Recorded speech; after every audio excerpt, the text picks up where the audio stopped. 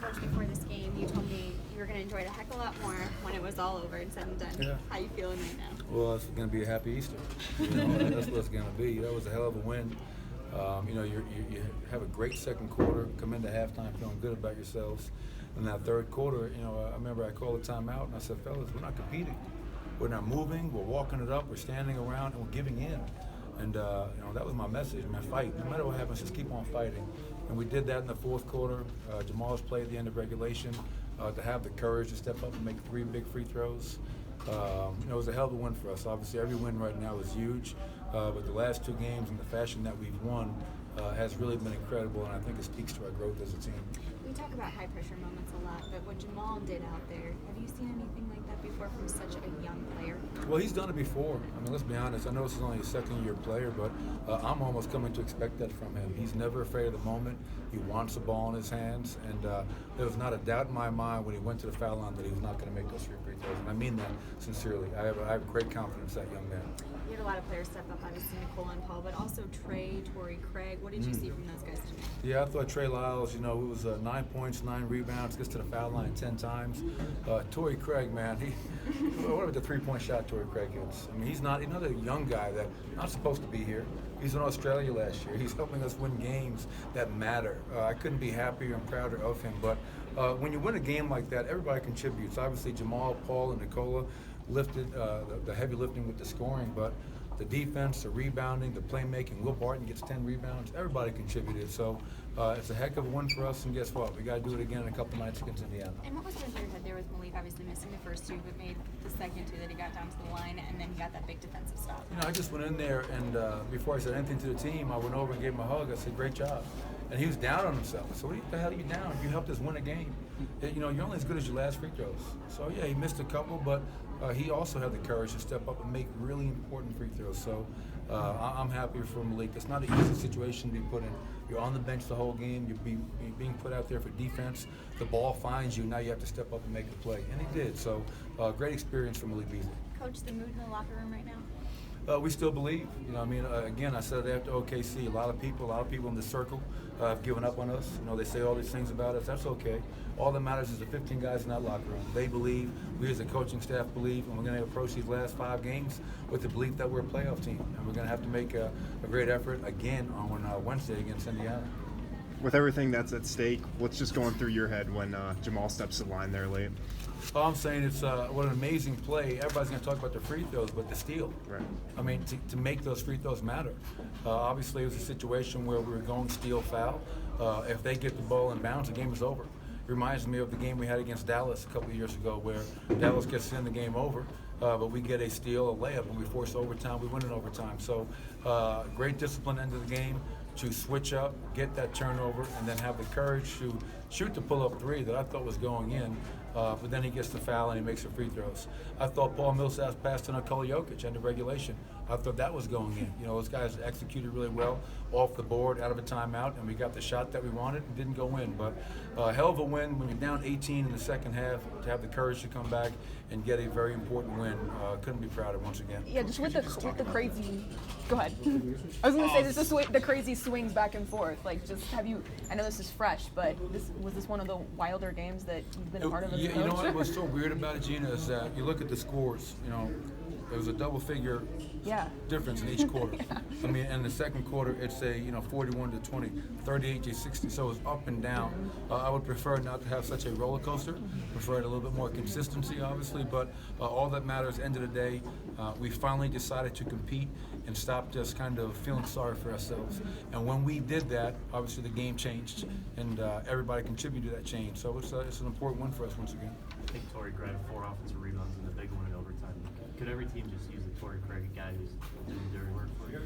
I think so. I mean, obviously, I think you guys know this. I've been a big believer of his since summer league. Coming into training camp, I said he's an NBA player who's going to play this year.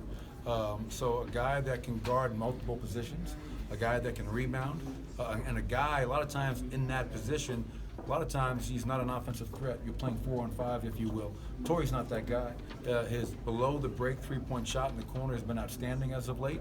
He's a guy that moves without the ball, and to your point, comes up with some big loose balls, extra possessions that are so important and impactful in a game like this. with Minnesota's loss, you now control destiny for a playoff spot. You talked about that belief, but is there a little bit of extra momentum knowing that it's in your hands as opposed to needing other teams to help you out? Yeah, I mean, you always want to control your own destiny, obviously, and we did that for a lot of the season, and obviously different reasons, you know, we fell out of those top 8, Matt. But, you know, for us, Minnesota losing, this team losing, we got to beat Indiana. I mean, our whole focus is on continuing to win games, because if we do continue to win games, to your point, we won't have to worry about this game and that game and root for this team to beat that. So you don't want to have that end of the season. Win games, control your own destiny, and then let everything kind of fall into place. And if we continue to play as we have the last couple of games, we're going to do just that.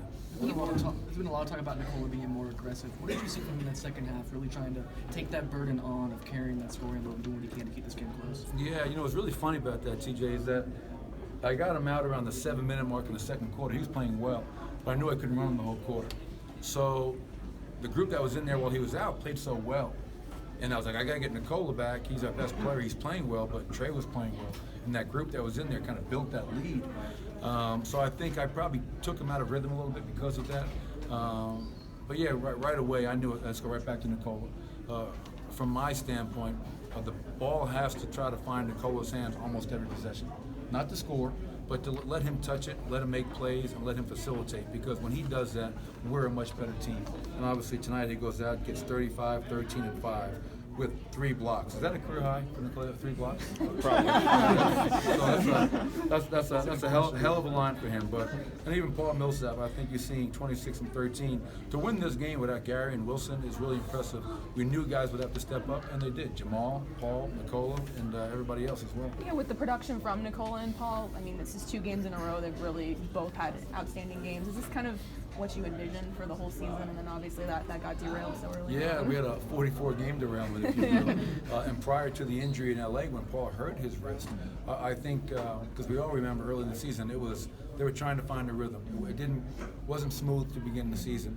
But right before Paul got hurt, I think we were 6-2 in our last 8, and we had found that rhythm, the spacing, them playing off of each other. And what I've tried to do lately is I get Nikola out at the 6, because I want either Nikola or Paul Millsap, one of those 2 in the game at all times. They're my safety blanket. If one of those 2 are in the game at all times, we have somebody to play through and can kind of calm things down when they're not going our way.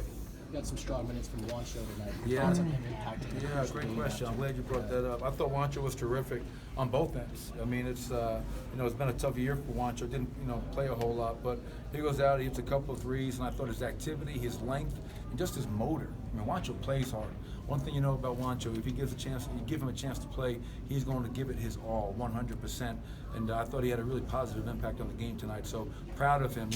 Wilson's out, somebody else is getting an opportunity, and I thought Juancho took advantage of that opportunity tonight. You mentioned the timeout you called in the 3rd quarter, talking about competing and fighting. Yeah. Like, what flipped in your mind, like on the floor, like once the guys got back in there? I think a big part was, Jamal picked up his 4th foul really early, had to get him out. And I think when Jamal was on the bench, we played really slow. We walked the ball up. We were easy to guard. We didn't have much pace to our offense. And I grabbed Jamal when I put him back in because the game was getting away from us. So I said, what am I waiting? What am I saving him for? And I said, listen, let's get back to playing with pace. Move the ball. Be hard to guard. And when we do that, teams have a difficult time guarding us. Look at our numbers. They speak for themselves. So I think it was just for us, Gene, it was offensively, pace, movement, attacking, and then defensively starting to get some defensive stops, which allowed us to get out and run. So it's amazing what a little pace and defense will do for your offense. Thanks, Coach. Appreciate it.